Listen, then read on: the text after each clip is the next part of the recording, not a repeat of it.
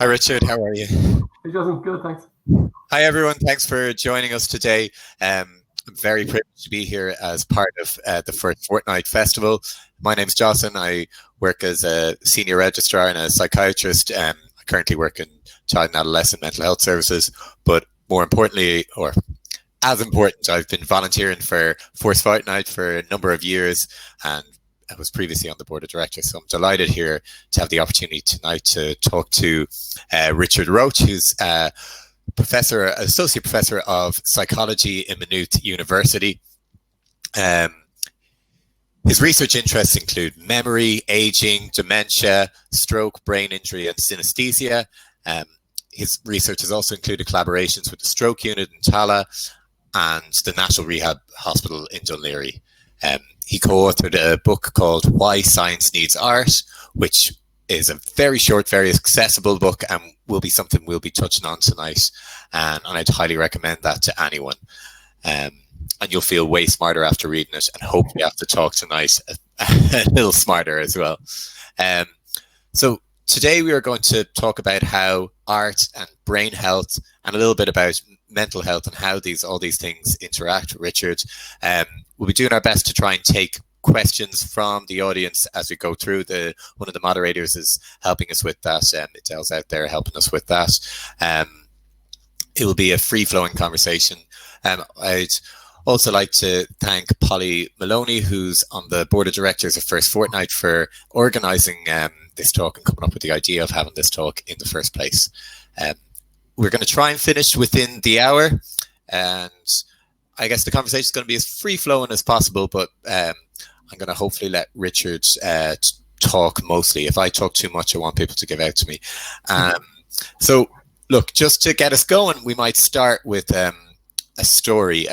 Richard told this story, I think, at a lecture picnic back in 2016. And I think it's a good way of, I suppose, getting us into what our brain does when it sees visual art. It's also a really good story. It's a story of a man who refused to paint Hitler and ended up living in Cork. So off you go, Richard.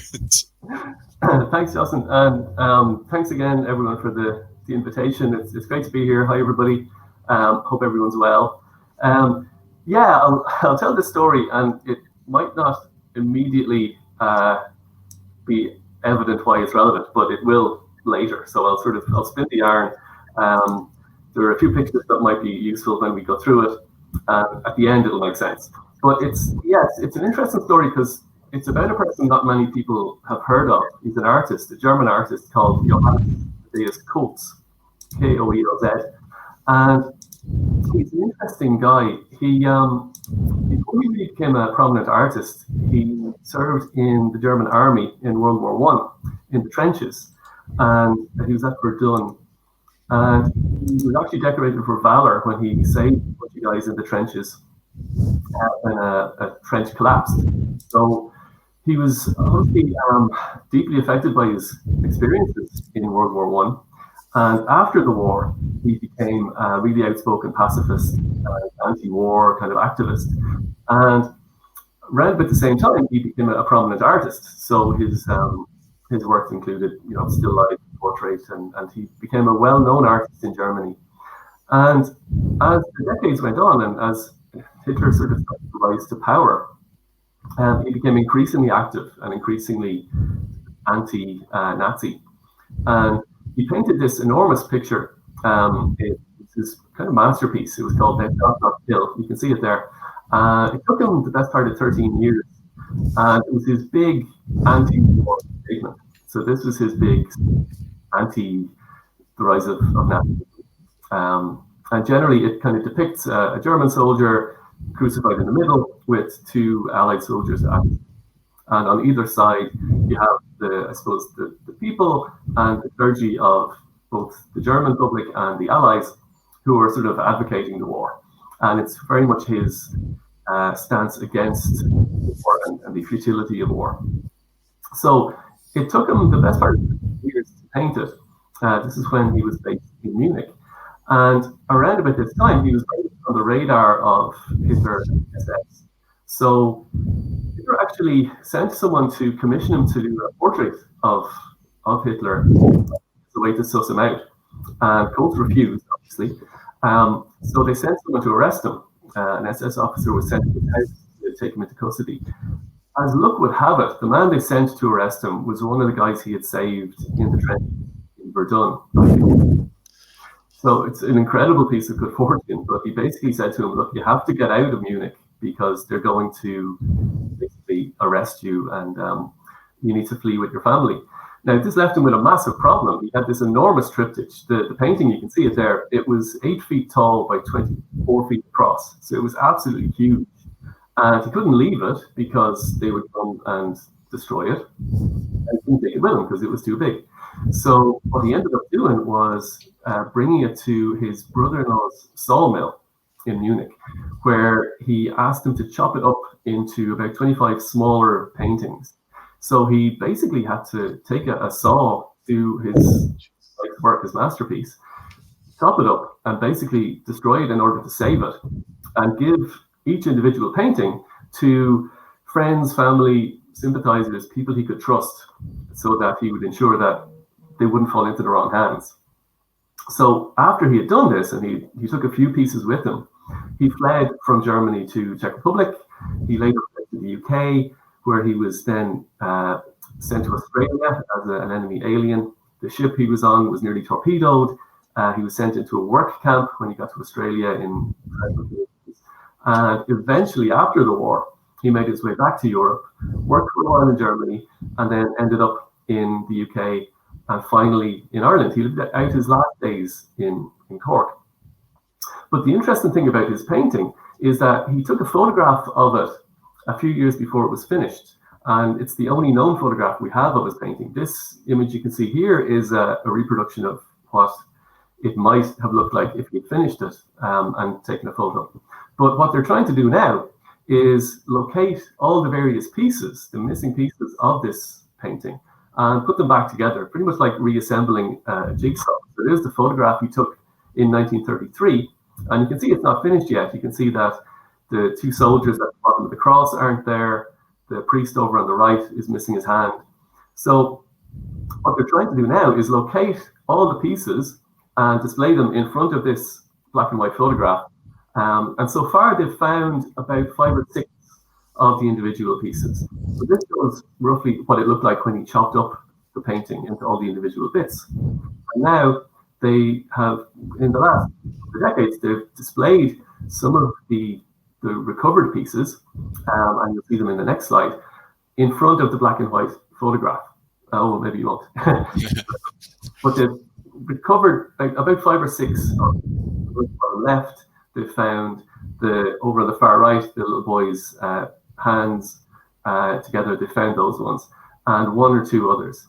So this is a remarkable story. It's like a sort of an ongoing treasure hunt across Europe, where people are looking in these various collections and private galleries, and private museums, to try and find the rest of this painting, to bring these pieces back together and to reassemble them many decades after they were originally dispersed. He died back in 1972. But his daughter, who now lives in Wexford, is very active in the hunt for these pieces. So that's the story, and it's a fascinating one. And part of me wishes that someone like Steven Spielberg could depict it as a film or something. But I like the story for a couple of reasons. One, because it's fascinating, and it's a great example of the resilience of the human spirit in the face of shocking adversity. But there are a couple of neuroscientific reasons I like it as well. One of them is the fact that what happened to his picture and what is currently happening, hopefully, kind of mirrors what happens in the human visual system. So in the brain, when we look at a picture or a painting, what happens to the information is it travels from the eye to the very back of the brain, to the visual areas, and there, all the elements of the visual scene are broken up and fragmented out. So the primary and secondary visual areas, they process all the very basic building blocks of a scene. They process the shapes, the colors, the line segments, the end points, the angles, and the corners. And as you move higher up in the visual processing pathways in the brain, these different elements are separated out further. So you've got brain areas for color, you've got brain areas for movement, areas for moving objects, areas for faces, areas for different shapes. So a bit like Coates's painting, these elements of the picture are separated out and distributed and spread throughout different parts of the brain. And then later on, in higher up visual areas and higher up cognitive processing areas, these are recombined. So they're combined back into an overall percept or an image, which then appears to us like the unified percept of a picture. Sorry if there's any distortion. I don't actually have a microphone, it's just the mic on my camera, so hopefully there's not too much breathing. I hope that's still audible. I think it might have been me with the heavy breathing, so I'm going to mute myself on and off. So apologies for that. Yeah. No problem. So I suppose, yes. Yeah, to finish that point, so you're doing, I suppose, what normally happens, I guess, when we're looking at a piece of art or looking at anything. Yeah, so what happened to his painting almost sort of mimics or parallels in a sort of metaphorical way what happens to visual images when they come into the brain. They're separated out, they're split up, and then they're brought back together again, as we hope his painting eventually will be. So that's one reason I like it, and I like to use that almost as an analogy for how the visual system works when I'm teaching about it. And then the other reason I like it is because it touches on an element or a principle from the area of neuroaesthetics, which is the study of what happens in our brain when we process art or something aesthetically pleasing or interesting. And this is the fact that the brain loves to fill in gaps or complete things that are incomplete. So the brain, it really thrives on having to do a little bit of work, having to finish off a sentence that's left unfinished, or find the missing piece of a jigsaw. And that's kind of what happens with the Coates painting as well. We're missing all these pieces of this jigsaw, and the brain loves that. It loves an unfinished piece. It loves the missing page at the end of a murder novel. It likes to fill in the blanks itself. So the brain is a bit like a detective in that sense. And again, this is a principle that we've discovered in the area of neuroaesthetics, which means that something that's unfinished, maybe like the Venus de Milo or Michelangelo's sculpture of the Pieta that he never got to finish in his lifetime, are somehow fascinating to us. And so the Venus de Milo, I know I don't know if I have the picture of it, but I suppose it's that famous one of I suppose hurt the statue missing the arms, etc. Yeah. And then you were talking as well, that's kind of linked to that Peekaboo Effect as well, if you want to get into that without going down a dirty route, which would be good too. Yeah, no, exactly. That's one of these principles that they've identified in neuroaesthetics, which they call sometimes the Peekaboo Effect, where sometimes something that's not fully revealed is more interesting than something that's shown in full detail. So if you think of the silhouettes at the start of a James Bond film, for example, they're often hinting at the shapes rather than showing a full naked form. And for that reason, the brain is drawn in or finds them curious or interesting because the brain has to do a little bit of work. And the brain does this involuntarily. It will constantly fill in gaps.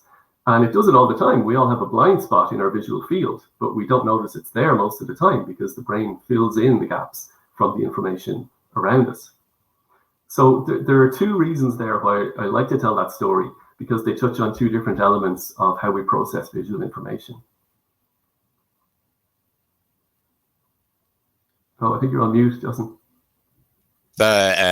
So yeah, we've kind of, while we have people fresh, I guess that's the main science bit, but I suppose it also links, I even know the way the visual system that part of the visual links goes through the amygdala, which, is to reduce it is kind of responsible for a lot of intense emotions that we experience.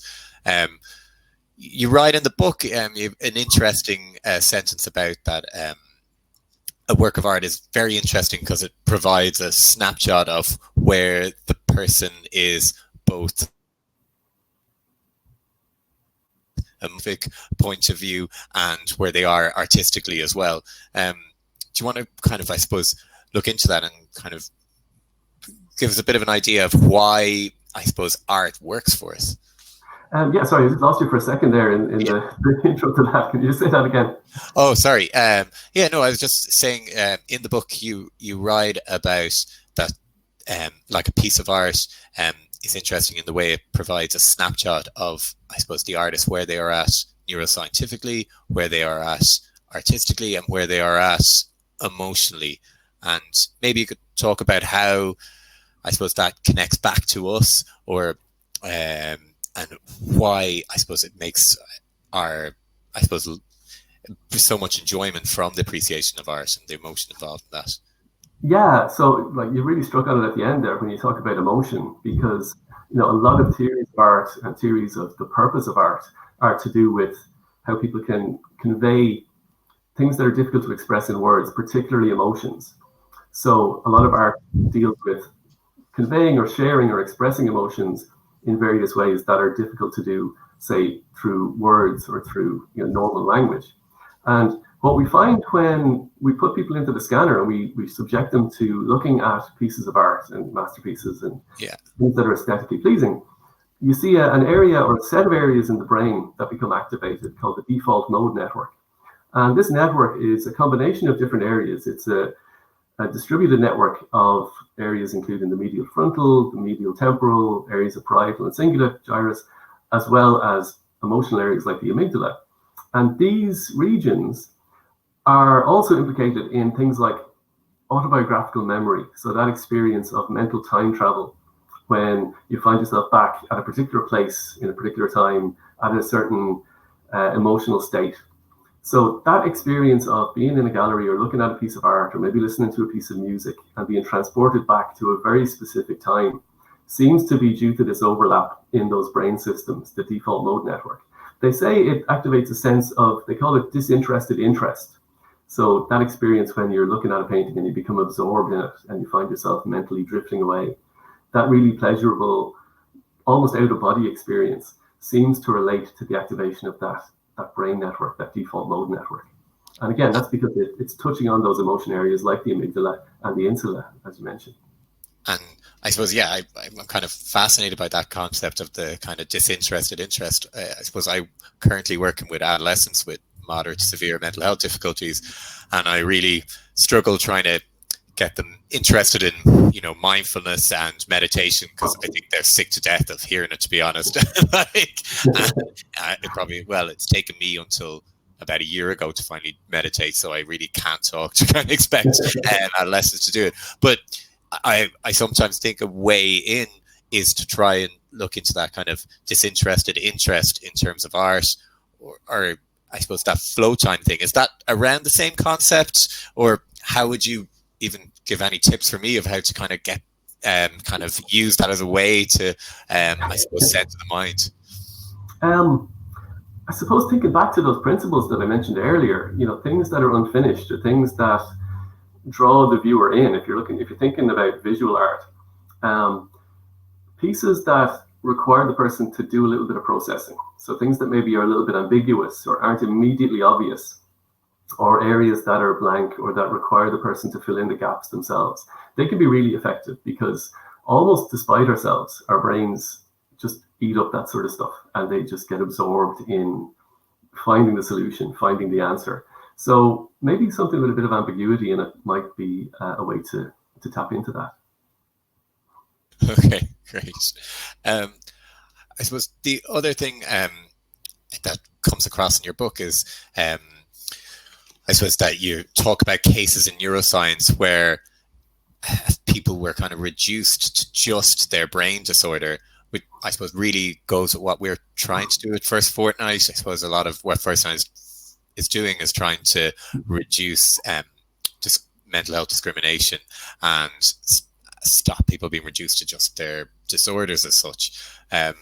So I know you talk of two cases or really good examples, I think, in the book. If you wanted to maybe go through some of them, I think it's really fascinating of how that they were, I suppose, huge cases in science, and then they are, and not to forget that they're just people. And I think your book's one of the first ones that really makes that clear to me, that of those cases that I've definitely learned in college or whatever.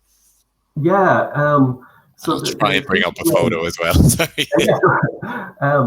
These are two, I think they're the two most famous medical case studies in human history. You can see them there. So Phineas Gage on the left and Henry Molaison on the right. And until relatively recently, we didn't actually know Henry's name. We just knew him as patient HM. And until about 2008, actually the same year that we learned Henry's real name, we didn't know what Phineas Gage looked like because we had no photographs of him. So I'm sure a lot of people probably have heard of these people. I'll just very briefly summarize their two stories. And then they share a remarkable coincidence that centers around 2008. But Gage on the left was a railroad worker in Vermont in the US in the 1840s. And in 1847, there was an accident. So they were blasting rocks out of the way so they could lay down the train track. And what they would typically do was, if there was a large lump of rock in the way, they would drill a hole in it. They'd fill the hole with gunpowder or dynamite. They would then put some sand on top of the gunpowder and put a fuse in, and then they'd light the fuse and run away, and the resulting explosion would clear the rocks away. Now, what happened on one day in September in 1847 was someone forgot to put the sand in, and Gage's job was to go along with this metal rod. You can see it there, tamping iron, which is a metal rod. It was about maybe 3 feet long and about that thick. And he would tamp down the mixture of gunpowder with the sand on top to shove it right into the middle of the rock. So someone forgot to put in the sand. The metal rod struck against the rock and caused a spark, and the explosion blasted the rod through his face. So it entered just under his left cheek, went through his head, severed his optic nerve. So his eye was left in its socket, but it was useless. He couldn't see out of it. So they sewed it shut, and it came out the top of his head and landed, they say it landed about 100 feet away. Now, remarkably, he survived after this. And what was really fascinating for people was that he was, they said he was a changed man afterwards. His personality was totally different. So they found that beforehand, he would have been relatively quiet, a sort of shy enough, conscientious, very diligent guy. Afterwards, he became irritable. He found it difficult to maintain his attention. They said that he was quite aggressive sometimes, quite volatile. And he suffered from a lot of the conditions, a lot of the syndromes and symptoms that you see when someone suffers a frontal brain injury. Now, he lost a massive chunk of his frontal cortex from where the rod blasted through his face. So if he started a task, he would find it very hard to stop doing it. So if he was cutting a piece of bread, he would find it hard to stop cutting through the breadboard, let's say. And this is called perseveration, and you see that a lot after frontal injury, say, from a car crash. So he lived for another 11 years after that. That's basically they can't stop doing what they're doing, basically, yeah. Isn't it? Yeah. Yeah. Okay. So once you engage with something, it's hard to break off from doing that.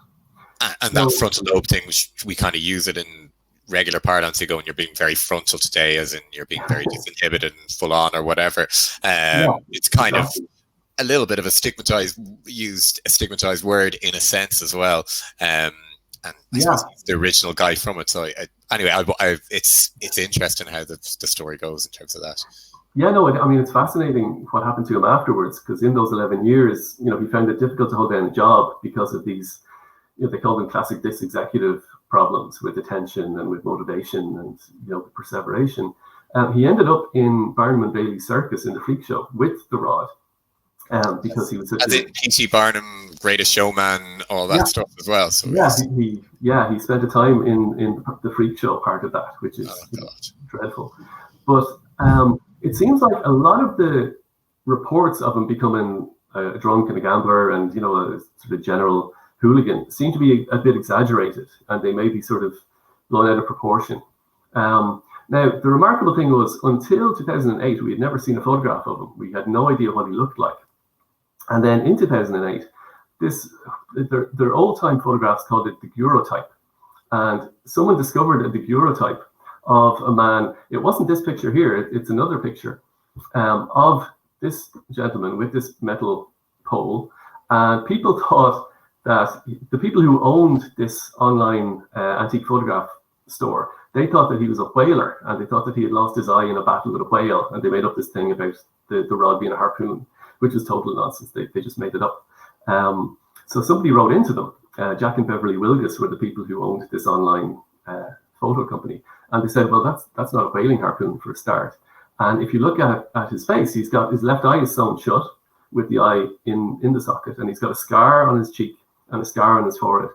So chances are this is actually Phineas Gage. So they looked more closely at the photograph, and they noticed that on the rod, the tamping iron, if you look really closely, you can't really see it in this picture, but there's an inscription on it, which was done after his accident to basically commemorate the event that led to him becoming famous. So they published this in 2008, and this was the first known photograph we ever had of Phineas Gage, who until then was just this anonymous name in textbooks. And then within 6 months, somebody else came forward with this photograph here. She was a great niece, I think, of Phineas Gage. And she said, oh yeah, we've had this in the family for decades. We just thought he was a strange relative with a metal pole. So within the space of about 6 months in 2008, we suddenly got 2 photographs of someone who until then was just a case study in a very sort of dehumanized kind of way. And it was a similar case for patient HM. So for Henry on the right, who...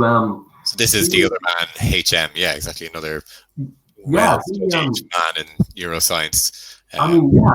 So similar to Phineas Gage, HM and Henry was massively important for helping us to understand what different parts of the brain do. So we wouldn't have known at that time how important the frontal cortex was, if not for the deficiencies that Phineas suffered after he lost large areas of frontal cortex. And with Henry, he had surgery in the 50s for very severe epilepsy. So he was suffering from multiple seizures every day, which weren't responsive to medication or any other treatment. And the solution back in the 50s was to remove the piece of brain tissue that they thought was the cause. So they did this experimental operation in 1953, where they surgically removed 2 structures in each side of his brain, the amygdala and the hippocampus. Now, the amygdala we mentioned earlier, which we know now has an important role in emotion. But at the time, the hippocampus, they didn't really know what it did in the brain. And some people even thought it was a bit like the brain equivalent of the appendix. They thought, you can do without it, he'll be fine. So they removed both of these structures on each side of his brain. And the result was that his seizures stopped, so that was good. But he was left with this profound anterograde amnesia. So this is an amnesia, not for events in the past. It was an inability to make any new memories for the rest of his life. So if anyone's seen the film Memento, which is an early Christopher Nolan film, the character, Guy Pearce's character, is based on Henry in that he has an accident in the film, and any new information he learns, he forgets after about 10, 15 minutes. And in the film, the character has to tattoo the information on himself. He's trying to solve a murder. In Henry's case, from the time of his operation in the summer of 1953 until his death in December 2008, he forgot everything new that he learned within about 15, 20 minutes. So this included new people that he met, the doctors that he worked with, people that he worked with for decades in some cases, like Sue Corkin and Brenda Milner, who were his physicians over this time. So he wasn't able to retain or make any new memories because of the bilateral loss of his hippocampus due to this operation. But bizarrely, he was able to learn new skills. So if you taught him how to do a complex motor skill, like tracing around a shape with a pencil, when you block his view of the page, but you put a mirror in front of him so he can see the reflection of the shape. It's a tricky task where to move left, you have to go right. To move up, you have to go down. It's as if you invert the mouse on your computer. You can try and trace around the shape. Now, you can learn to do it pretty quickly. And HM became brilliant at it because he did it so often, but he had no recollection of ever doing it before. So he could learn this mirror drawing task. Or, for another example, in theory, he could have learned to juggle that he might not have done before. And that was the first hint that different types of memories, procedural memories versus episodic memories, seem to be represented in different parts of the brain, different brain structures. Now, again, like Gage, for a long time, we just knew him as patient HM. And, as a student myself, you hear about HM and you imagine what he might look like and everything. It was only after his death in December 2008 that we actually learned his name. His name was Henry Molaison. He was from Connecticut in the US. And we finally got to, I suppose, re-personalize him like we get to do with Gage, since we can now actually picture him, we can see him, and we can learn more about his life. And we've learned a lot about him in some books since his death by people like Sue Corkin and other people who worked with him.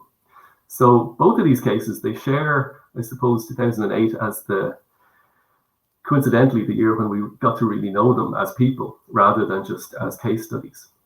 And in both cases, they've, without really realizing it, they've contributed a huge amount to our understanding of what the brain does.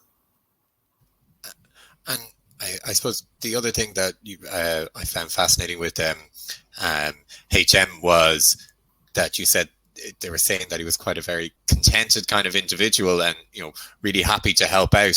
It was, I suppose he was trapped in the present moment, but I suppose there may have been a certain contentment that went with that, or did they look into that at all? Yeah, they say that, he was always very willing to help, and he really wanted to try and help other people in the same situation as him. And thankfully, there have been very few other cases like him, cases of this type of amnesia. Now, they no longer do bilateral hippocampal removal, as we know the disastrous consequences. But in some cases, people suffer damage to hippocampus through other things like hypoxia or other, injuries. And other people have been left with similar anterograde amnesias as well. So HM was always very affable, very willing to help the research process. Now, you could argue that, he had no recollection of doing any experiments before with the researchers because, his memory was reset after every 20 minutes. But they say that, he was generally quite mild-mannered, very polite, didn't show a huge amount of emotion, which may, again, be connected to the loss of his amygdala on both sides of his brain. And he only really expressed any surprise was when, later in his life, when they gave him a mirror and he looked at his reflection, in his head, I think he was still in his early 20s. I think he was 23, maybe 25 when they did the operation. So because his ongoing memory was constantly resetting, he didn't realize he had aged. I think this was when he was in his 70s. So it came as a bit of a shock to him to see himself as an old man. But he just registered it as being surprised and didn't seem to get overly upset by it. That's incredible. I'm just looking at a couple of questions coming through there. And it's back to kind of Phineas Gage's horrible accident. Keen in the audience is asking, was there any look at the trauma of the accident and how that impacted on him? Which I get completely. Again, it's this other myth of reducing the brain fully, that we're just fully frontal. Obviously, maybe the reports of him acting erratically for a while was an understandable response to trauma. I'm not sure if you know any more about that. Yeah, I mean, he went through a lot after the accident. I think it was several months before he recovered. I think he went into a severe fever for a while as well. And the doctor who treated him, Dr. Harlow, I think it was, spent a lot of time basically helping him to recuperate and to recover his health. But yeah, it's strange. He obviously, there would have been some post-traumatic symptoms associated with such a horrific accident. Obviously, his vision was a bit impaired as well because he's now relying on one eye rather than two. But they tend to focus most on the collection of problems that are associated with the frontal tissue that he lost. So the problems with concentration and attention, with motivation, with not being able to inhibit certain responses, which may have led to these reports of him being aggressive or angry, But yeah, I mean, to go through that sort of horrific accident will leave other scars as well, I'm sure. Yeah, exactly. Apologies, I was attributing that question to the wrong person. That was from Claire. I think she was wondering about the physiological effect of the trauma of the accident. Was that studied? I suppose to a limited extent, back in the day, I guess. Yeah, there's a book about him by Harlow, which is worth having a look at if you can find it. It's hard to find, but I can put it in the chat later. It's quite good. All right. So I suppose before we get to, there's a question from Cian, which I will get to. But before we get to that, maybe while we're still on this topic of memory and bring it more to your kind of work with dementia, and we might flip the discussion to, I suppose, what deficits in the brain can do to an artist producing art, I suppose. I know, and apologies, I know I'm in charge of PowerPoint, so I'll try and pull that up. But if you want to try and get going on it, and I will try and pull up that PowerPoint for you. Yeah, no worries. It's Uter, I suppose the one I was looking at was the study of William Uter Mullen. Yeah. Yeah, you're actually taxing your frontal cortex yourself there, trying to do two jobs at once. So it's I can appreciate it's tricky. Yeah, there are almost three categories, I suppose, that we can talk about when you talk about the effect of things like dementia or stroke or brain injury on artists. So the first one is where we can look at what brain degenerative conditions like dementia or Alzheimer's disease, what that does to the artistic outputs of someone who's already an artist, an established artist, like William Uter Mullen there. So those four pictures there, they show some self-portraits that he did as his dementia began to onset, from the age of 60 to 62, 63, 64. And you can see the change, I suppose, in the quality of the representation of himself, the change in the colors that he's using, the change in the structural features of his face. So as the dementia and the degeneration is progressing, his ability to represent these things is deteriorating. And this extends further into the later stages of his dementia as well, where the features become almost completely incoherent and he stops using color at one point. And then after that, it goes to another bizarre stage where it's almost cartoonish with very sort of bright, garish colors. Now, there's been work done by researchers in Spain who have suggested that the trajectory of artistic output as people go through the stages of dementia, it almost mirrors the stages of children learning to draw when they're very young, where often children will start off drawing a person as a huge circle with features and then arms and legs sticking out of it. And then as they improve, as they get older, it becomes more like a coherent shape of a human with, different limbs and the face and the features of those. There's a suggestion that the trajectory of that is reversed in dementia and in Alzheimer's as people get slowly worse as their dementia progresses. So we can learn quite a bit from people like Uter Mullen about how their artistic output allows us to track the progression of their dementia. There's a second category then of artists who suffer something like a stroke, for example, or another brain injury. And this can lead to maybe a change in the style of their output. So in some cases, we see changes in the color palette that artists use. We can see changes from being quite impressionistic to expressionistic from before and after a stroke. So there are examples of people like Lobus Corinth and Groves Horn. Again, we talk about them in the book. And then there's another bizarre category of people who have never been artists before and suffer a brain injury or a brain condition, and then suddenly start painting or start to become really creative and start to produce lots and lots of artwork. That's slightly more, there's, that looks like Corinth, is it, I think? Yeah. So that's a pre and a post self-portrait by Lobus Corinth before and after his stroke, which is a change from sort of impressionistic to expressionistic style. And again, they attribute this change to brain injury and the regions of his brain that have been damaged or compromised. That last category, though, is quite interesting because it seems that relatively commonly, after left frontal damage in things like left frontal stroke or frontotemporal dementia, where it happens relatively commonly, people will suddenly become very artistic. They'll suddenly start to paint or to produce lots and lots of artistic output. And the suggestion there is that what's happening is the left frontal cortex area that's become damaged actually normally exhibits some sort of inhibitory function, which almost inhibits this artistic meaning in the rest of the brain. So when that's damaged or removed, then all these creative and artistic images start to emerge and to become suddenly released. So people suddenly start to paint and to draw. And there's some fascinating cases of that where suddenly people's artistic output skyrockets after left frontal damage. So those three areas are really interesting because they tell us different things about the brain and how the brain responds to degeneration, to injuries like stroke, and then how in some cases, it can lead to enhancements rather than deficits, which is something that you don't hear very often. There aren't many cases where a brain injury can lead to something being enhanced. Another example of it is where people confabulate or start to make up things after a brain injury.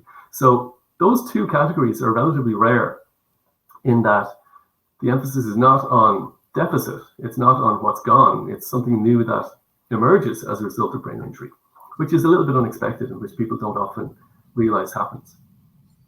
Yeah, that's interesting. Kind of, and I suppose your work in dementia is trying to look at how art can help people with dementia and things like that. And look, First Fortnight is obviously heavily involved with doing creative art therapies as well. While I'm here, I better plug a little, if anyone can donate to First Fortnight, keep going on the side. We do also fund creative art therapies for marginalised communities. So any kind of donation, especially in this kind of year, is hard for charities. But I suppose, what do you see about the future of that? I suppose creative therapies are, very hard to pin down the clear evidence of, results and outcome from that. Even though I think we all instinctively know that things like art psychotherapy, I mean, there is, I'm not trying to blab it out, there is obviously evidence for it, but I instinctively, I think there should be more evidence for it. I think it's probably doing more than it's good, but it's hard to prove. Is there anything in your research or the way it's going that you might be able to prove that, even with people with dementia, etc., and all that? Yeah. So one of the things I've been doing in recent years has been trying to investigate non-pharmacological interventions for memory decline in older age, normally, and also in dementias and brain injuries like that. And one of the things we've been using a lot is reminiscence therapy. So this is basically where people meet in a group for between an hour and a half every week for, let's say, 6 weeks. And during that time, they're sort of guided by a facilitator to actively reminisce and use their memories and recall specific events from their past, maybe from their childhood or from adolescence or early 20s. And there's some evidence that by doing this, by repeatedly and regularly exercising and using the cognitive apparatus of memory, it can lead in some cases to cognitive gains in terms of making new memories, in terms of attention or language communication. In a lot of cases, it can lead to psychological benefits, reducing depression, reducing anxiety, increasing quality of life or sense of self-worth. And what I'd love to do next would be to try and combine these reminiscence approaches with either artistic output or storytelling or music or some other kind of complementary approach that would, I suppose, allow some of the memories that are recalled to be crystallized or put into some sort of tangible output. Now, some people do this in the form of like a life book or a memory book, which people sometimes do in later years. And that can be a really useful form of, they call it like a life review, which can be very beneficial for people in very old age in terms of, I suppose, giving meaning to their lives and their achievements, and to create a sense of worth and a sense of value to what they've achieved. So I'd love to combine some of these reminiscence approaches with, on the one hand, things like physical exercise, which we know is great for the brain, and it really sort of encourages brain health. And on the other hand, some of these creative artistic outputs, like music or painting or creative writing or storytelling. Okay, well, I suppose, again, keeping with that note of, I suppose, creativity, and bring it back around to us, I've just put up there, I suppose, Starry Night by Vincent van Gogh, and I suppose bringing it back to that kind of question, and I know you were asked it again on Arena the other night in RT, why mental health seems to go hand in hand with a lot of famous creative people, artists down through the years, or maybe that belief that it goes hand in hand with that. And I might also, while we're on that, I know time is getting short, maybe talk about, we were talking there, about how certain what could be seen as brain deficits can increase your ability to make art, and it's not necessarily the mental ill health, but maybe actually brain deficits that are creating the great art. We'll get to synesthesia, exactly, yeah. But yeah. First question, and I know it's a it's a difficult one. I know it's one you're asked a lot. Yeah, I mean, there is this kind of stereotype that persists of the sort of troubled artist or troubled genius, and this idea of line between madness and genius being very, very fine or very close. And, you know, that idea, it's sort of very whimsical, romantic idea of the artist with this troubled psyche and this muse that allows them to create all these incredible, you know, creations.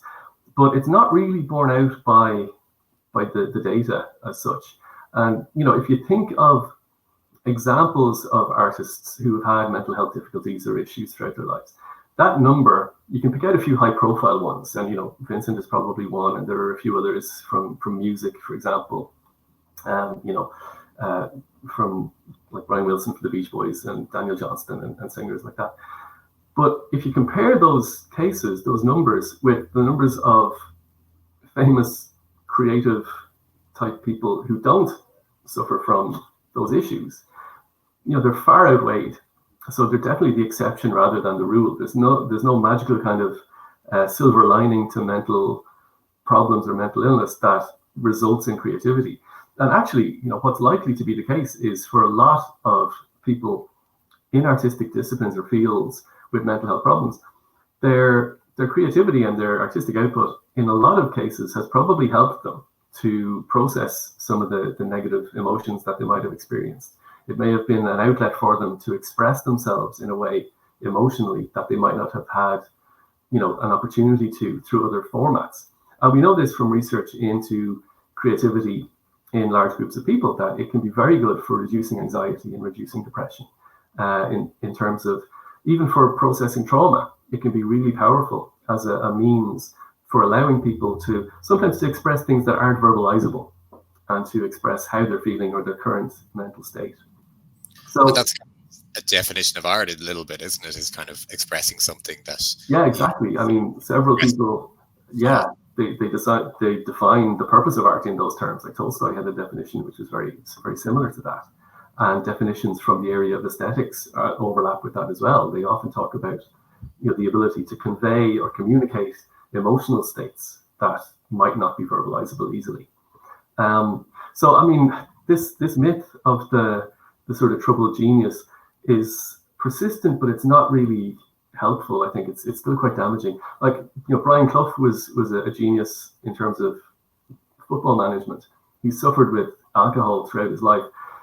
He wasn't a genius manager because of his alcohol problems. He succeeded despite that. So I think, you know, to imagine there's some sort of magic ingredient within mental trauma that leads to incredible creativity is a misrepresentation. I think, you know, if anything, we should appreciate these artists even more because they've succeeded despite these difficulties that they've had to grapple with their whole lives, you know? Yes, and managing chronic disorders, yeah, exactly. Yeah. So I know our time is getting a little bit tight, so I suppose slightly related to this, and we put on the top of the talk, and it's something close to your heart, is synesthesia. And if you want to tell us a little bit about what synesthesia is, and maybe some artists that are, I'm not going to try and say it, have synesthesia, and it potentially makes their art better. And you're an artist that also maybe makes your art better in some ways. Yeah, sure. So synesthesia is a fascinating condition, which is common in about maybe 6% of people, where the wiring in the brain of people with synesthesia is a little bit different in that the sense modalities talk to each other in a way that they don't in non-synesthetes. So, for example, a lot of synesthetes, when they hear music, they might see colors in front of them. Or they might have an alphabet where, to a particular synesthete, each of the letters is a different color. Or numbers have different colors, or months of the year, or days of the week. Or in some cases, numbers have personalities. Now, there are more rare types of synesthesia where somebody might hear a word and experience a particular taste. So that would be known as lexical gustatory synesthesia. And there are really fascinating examples of that. There's a book called The Man Who Tasted Shapes by Richard Sitowich, which is a fantastic book on the topic of synesthesia. So synesthetes have a very different way of perceiving the world. And in a lot of cases, they find themselves becoming or working in creative areas as a result. So what you tend to find are synesthetes who paint or produce other types of artwork in response to music. I'd say a very common one is music color synesthesia. So these paintings on the screen now are paintings that are done by a synesthete who we worked with closely in Maynooth. On the left was a particular piece of music. I can't remember the music it was, but this is effectively, she's painted it on a sort of translucent piece of paper, because she would describe it as, when she hears the music, it's as if someone was dropping colored ink into water, and she was sort of moving through, if you imagine moving through the water as the notes were played. The one on the right is, I think it's a Radiohead song, she said. So again, she would see this inner visual field in response to hearing the music. She would see these colors appear and sort of mingle and drift and disperse in front of her. So we find quite a few synesthetes in creative areas. Now, it's a tricky business trying to attribute synesthesia to people posthumously, but there are a few people that we know of who are synesthete musicians. Billie Eilish would be a contemporary one. Pharrell Williams is another one. It's more than likely Jimi Hendrix probably was as well. And chances are Kandinsky probably was too. A lot of his pieces where he names his paintings after different musical pieces. And he's written a lot about how in his paintings, the triangles represent trumpets and the curvy lines represent percussion or drums or something. So chances are he wasn't just writing in a lyrical way. Chances are this is how he perceived music when he heard it. And, we've done some work with artist synesthetes and musician synesthetes in the past. People like Svetlana Rudenko, who's a concert pianist who sees colors when she hears or plays music. And Timothy Layden is another similar type of synesthete who, again, he paints paintings that show us what his visual experience is like when he hears music.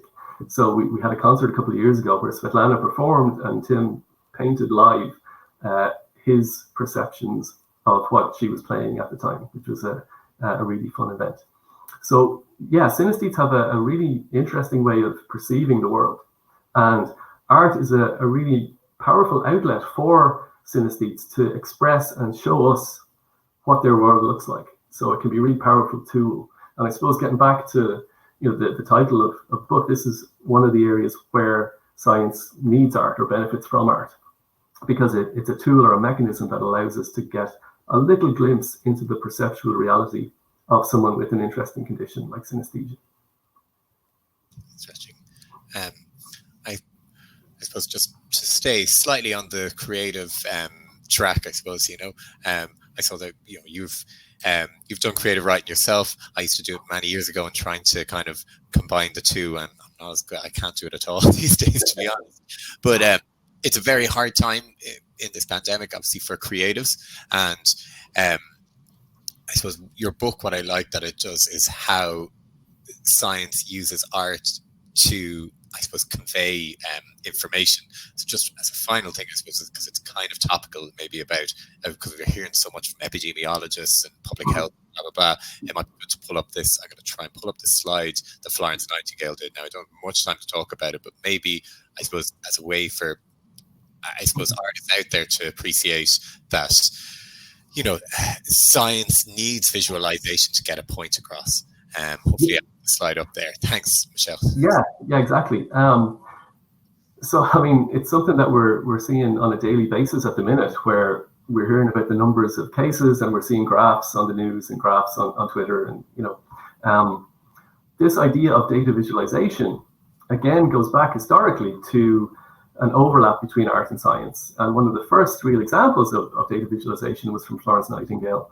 So when she was working as a nurse in a hospital during the Crimean War, she developed these diagrams. She called them Rose diagrams, which allowed her to convey in one very simple, very elegant image the numbers of different types of injuries she was seeing in the hospital. So it's a way of conveying a lot of information in one very simple, elegant image.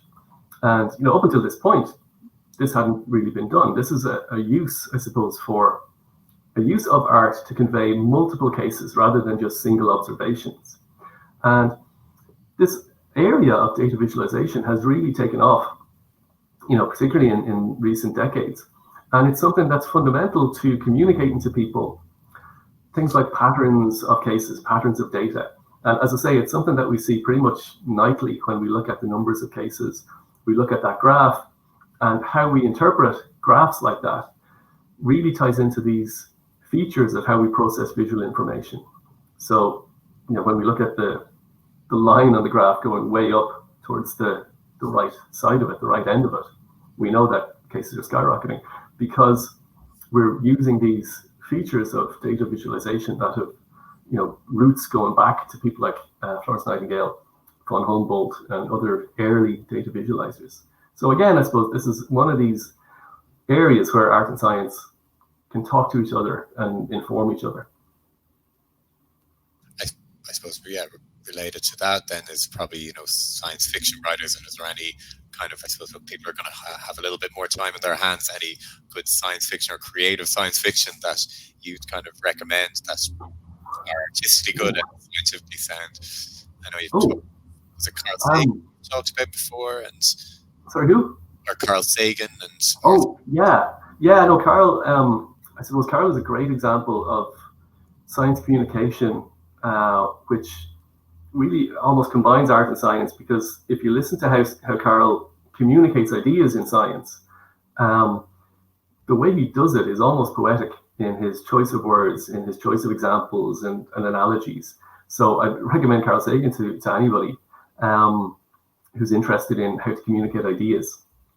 And then I suppose in terms of the current situation that we're in terms of lockdown, and particularly the theme for this year's first fortnight is to do with community and isolation and loneliness.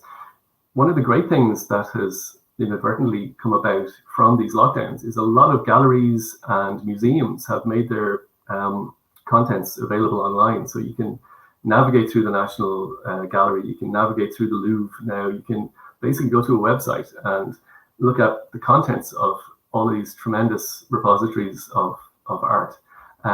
So that might be a good source of support for people during the current lockdown, which again is how, I suppose, a way that art can be restorative and hopefully help us all to get through the next few weeks. That's great. Thank you, Richard. Look, I'm going to put up some links there to your Twitter and just a couple of pictures there if people want to follow you on that. And then I'll just put up as well a picture of the book as well. And thank you so much for coming on today and giving up your time for free for us to help out with First Fortnight. Yeah, no, not at all. Thanks so much for having me, and thanks everyone for coming along. I hope it was interesting and entertaining, and really enjoyed it. Thanks so much. It was great. Thank you. And thanks to everyone coming along. Thanks for those to put it together. Polly, thanks for Adele Carmody in the background. Thanks to Michelle. Thanks to Adele Dorn for running the whole thing. And thank you to everyone else for coming along. Special thank you to Alex, who did this logo for me. And again, I'd encourage everyone to go and pick up Richard's book and follow him on Twitter. And please, everyone, tag First Fortnight on social media. It's really important that we try and trend on various social media during the festival, and even if you can't get to events, share information about the events and follow us on all our social media. And I hope everyone has survived this lockdown okay, and I wish everyone the best. Thank you again, and thank you so much, Richard. Cool. That's all. Thanks a million, Justin. Thanks everybody. Stay well and stay safe.